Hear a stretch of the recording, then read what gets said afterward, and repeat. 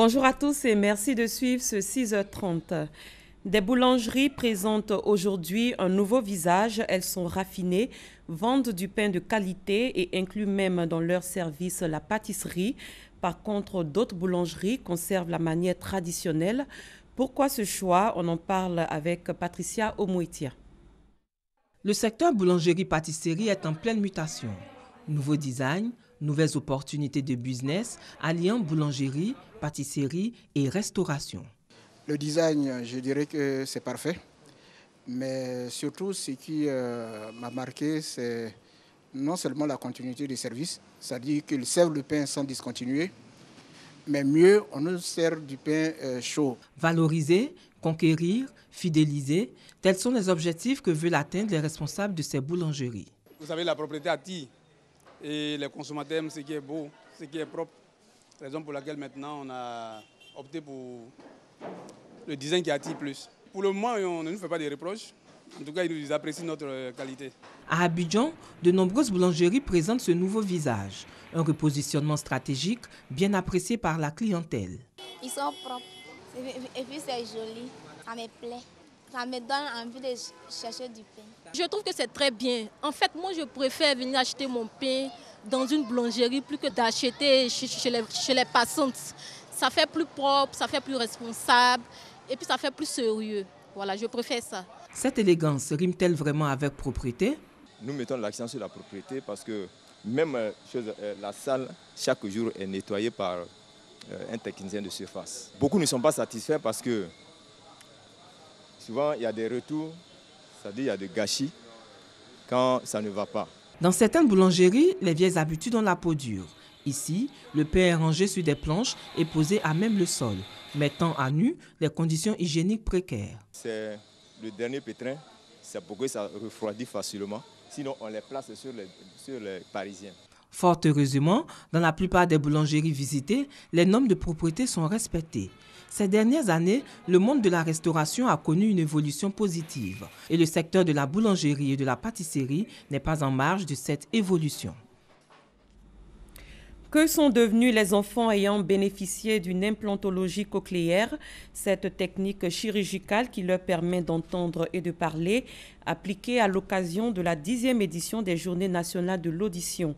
Notre reporter Pargasoro Kone est allé à leur rencontre un mois après l'opération. Il nous donne des nouvelles de ses enfants.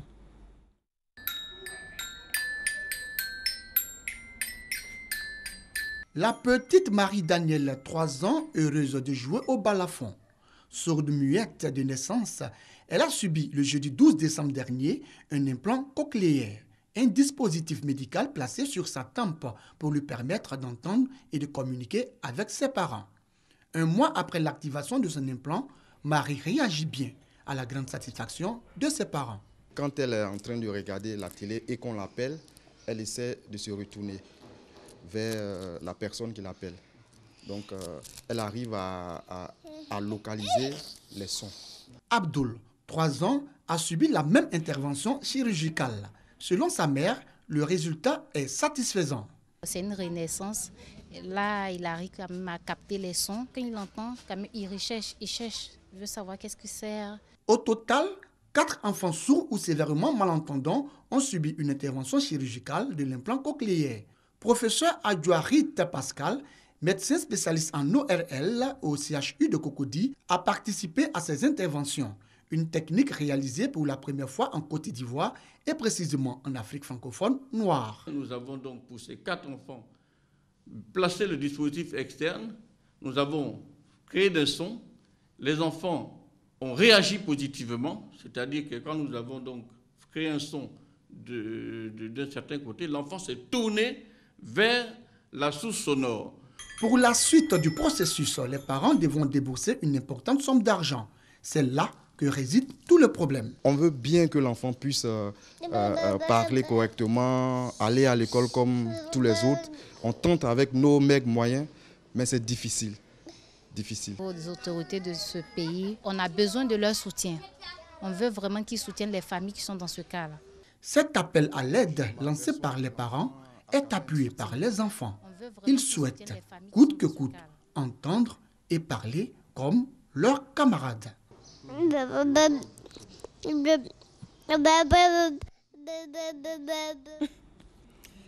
La Côte d'Ivoire va bientôt utiliser l'imagerie satellitaire, un système qui permet d'assurer le suivi de la gestion du couvert forestier.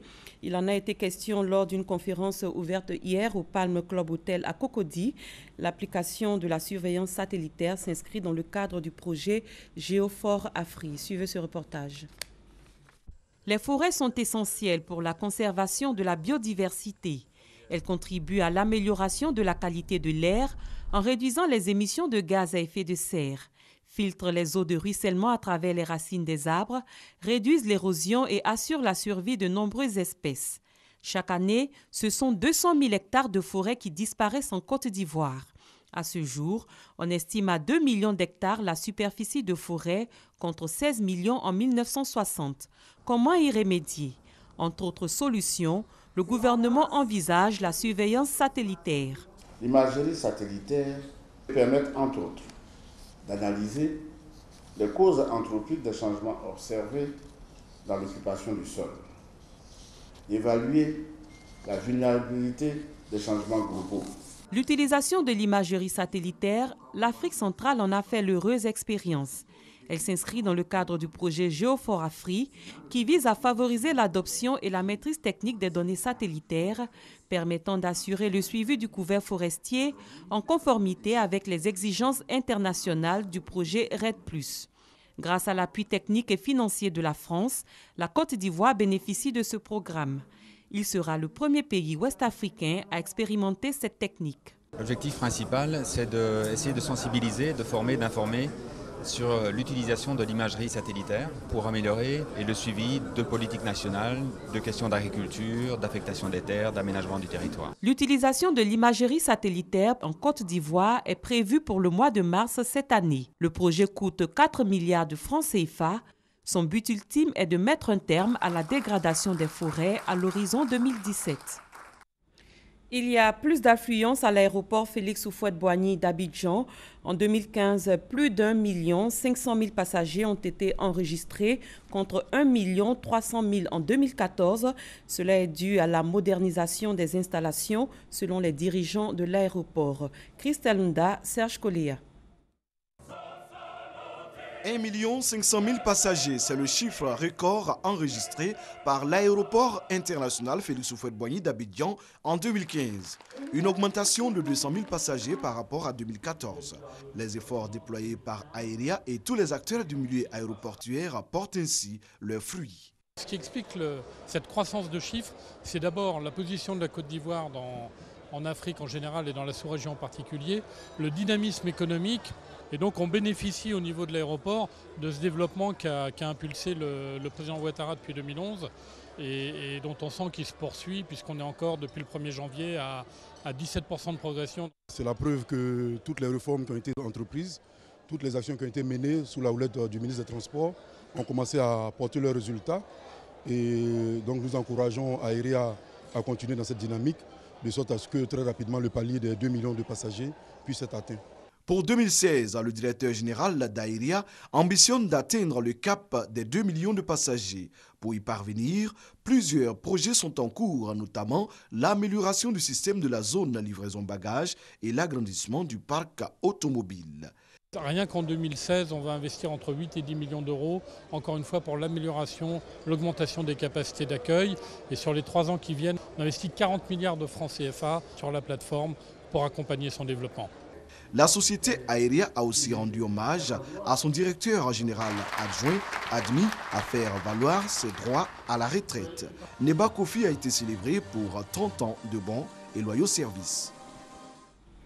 La RTI a décidé depuis le 18 janvier dernier de suspendre sur toutes ses chaînes la diffusion des annonces à caractère religieux dans l'émission Les Rendez-vous de la direction commerciale. Qu'est-ce qui explique cette mesure et désormais que propose la RTI pour permettre aux communautés religieuses d'annoncer leurs événements? Franck Quadio répond à ces interrogations. Depuis sa création, la radiodiffusion télévision ivoirienne RTI, média de service public, s'est donné pour mission informer, éduquer et divertir les populations vivant sur le sol ivoirien et même au-delà. Dans cette optique, toutes les couches de la société auront accès à ce média et au nombre de celles-ci, les religieux. Pour matérialiser cette volonté de la RTI de servir de voie d'expression à la religion dans toute sa diversité, des émissions religieuses figurent en bonne place dans les programmes de la radio et de la télévision nationale. Une obligation de produire et diffuser ces programmes qui fait partie du cahier de charges du groupe RTI et qui, en plus de la production, s'étend au traitement factuel de l'information. Ainsi, il est fréquent de suivre sur les antennes de la radio et de la télévision nationale des reportages relatifs à des cérémonies ou activités religieuses.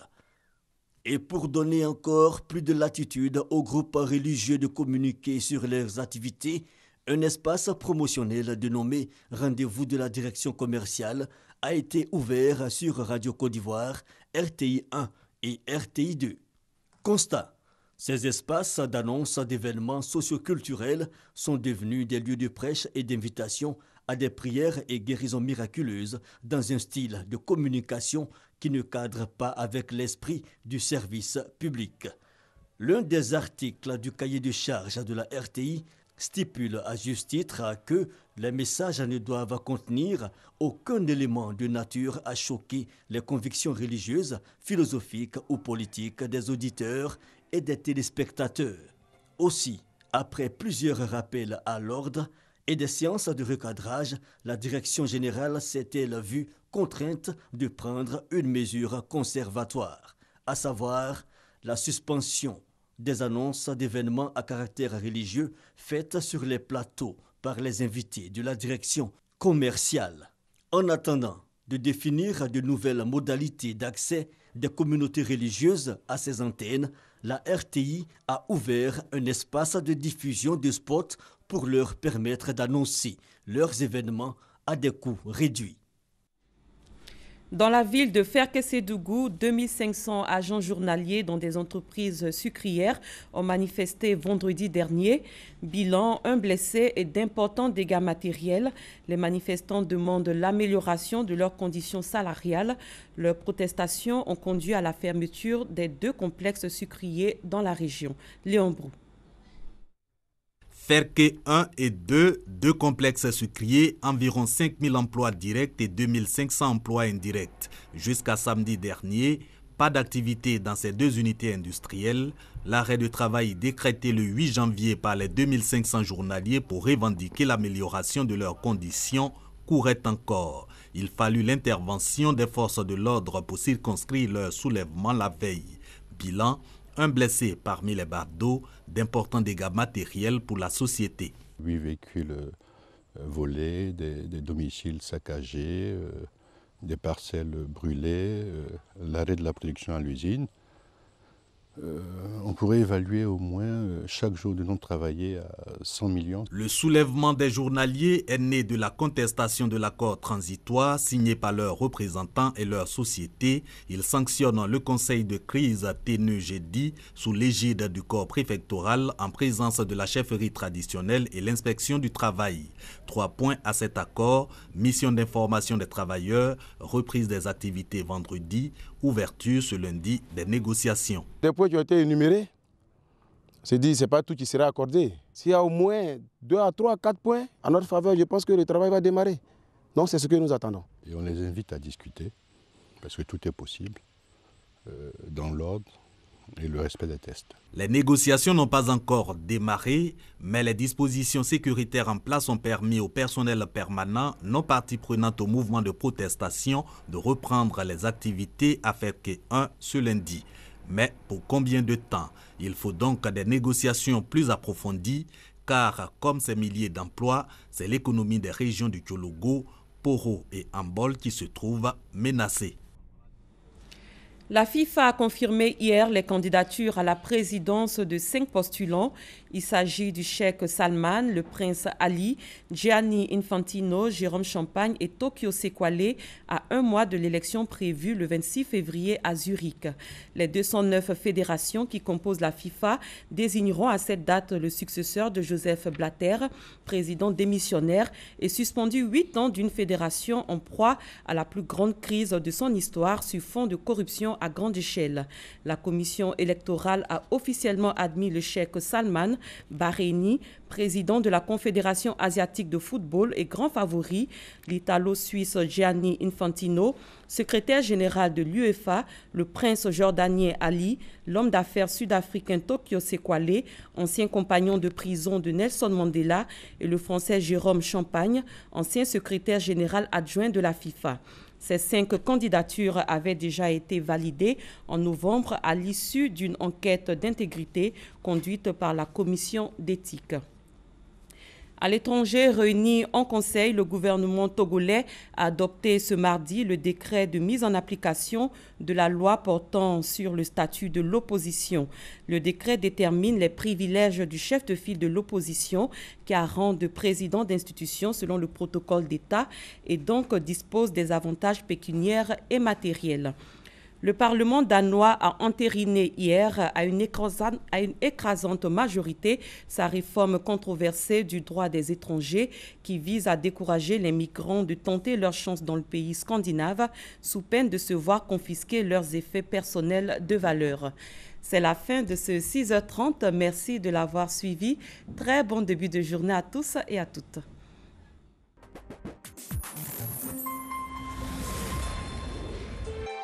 RTI 1, la chaîne qui rassemble.